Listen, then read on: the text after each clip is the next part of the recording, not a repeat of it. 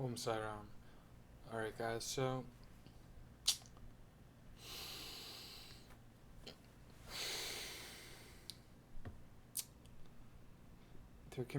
the body can have wants and desires, okay?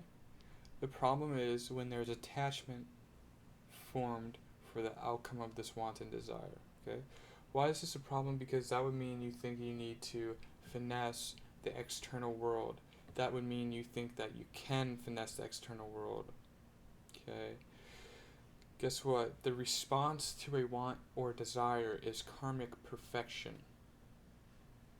Okay, we can understand that now. And this starts to get rid of our attachment to the outcome of a want or desire. Now we can start to contemplate the reality that this body will die as well. We can realize this life is a dream just as a short dream is a dream. In a short dream, you are not worried about finessing the outcome of desires or wants because you realize the dream is impermanent in a sense, that you are separate from it, that you are already whole and full of satisfaction. So when you wake up from the dream, you no longer have the body, but you have unconditional love and unconditional satisfaction, which is the root of the self, which is the real root of the self. Okay, so the real root of the self is actually here right now, even though the external is going on. The problem is that a lot of us are ignoring it because we're hypnotized by the external.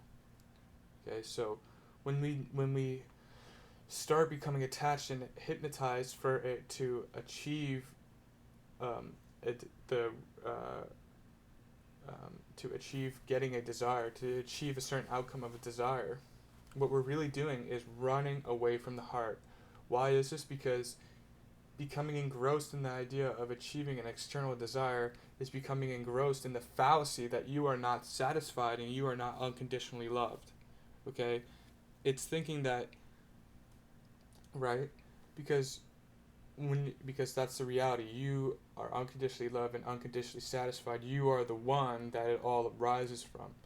You don't need to finesse anything in the external because why would you ever need to do that? Because you have everything already. You are everything already, okay? And guess what? You can't even finesse it. It doesn't work like that because it all arises perfectly from the one that you are, right? And if it's arising perfectly from you, why do you think you need to finesse it as the false self? That again would be denying your totality. It would be denying the glory of the true self that you are.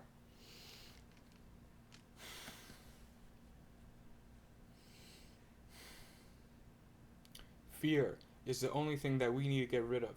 When we meditate, when we contemplate, what are we doing? We're trying to get rid of fear. Fear and attachments. It's the same thing. It all comes back down to fear. A lot of it is fear. When there's absence of fear, the presence of God is fully realized.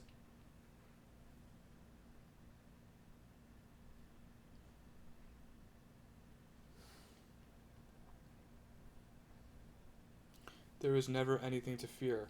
When you get super super serious, it'll be you'll realize that there's that like it's like bro, there's been fear in your heart and there's no turning back. It's fucking we're done. We're done. No more fear at all. True commitment to the self of going inwards, true realization and reconciling with the fact that you are truly whole already, that you are truly all you need and you are unconditional, right?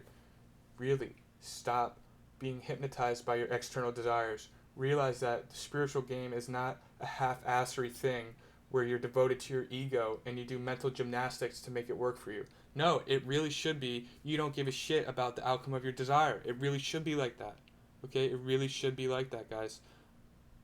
Right? It shouldn't be like, "Oh, well, it's all bro, no, it's please start to get in that state where you can understand that you would literally not give a shit if you died because you would stay in this state, right? Because you are not attached to the external.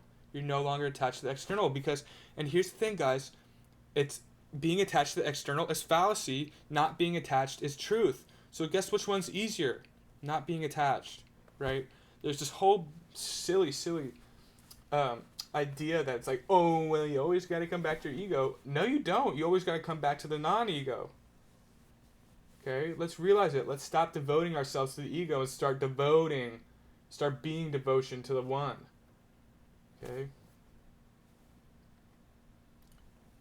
You eradicate this devotion to ego when you devote yourself to the annihilation of fear. You devote yourself to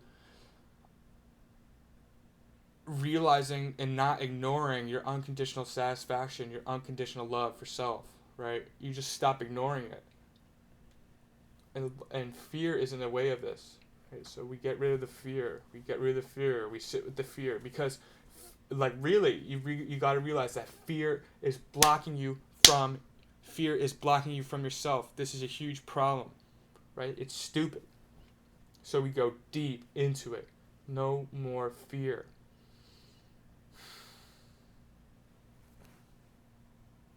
The body will die. It's a part of the perfect game. Do you realize if you don't think it's a part of the perfect game, you're in illusion? And so please, spend some time contemplating, and what's going to happen? You're getting rid of fear, the only thing in the way. The only thing in the way of realizing the self and going into the true self. Because why would there be fear? Because you're ignorant to the glory of the one, which is you, right? God bless.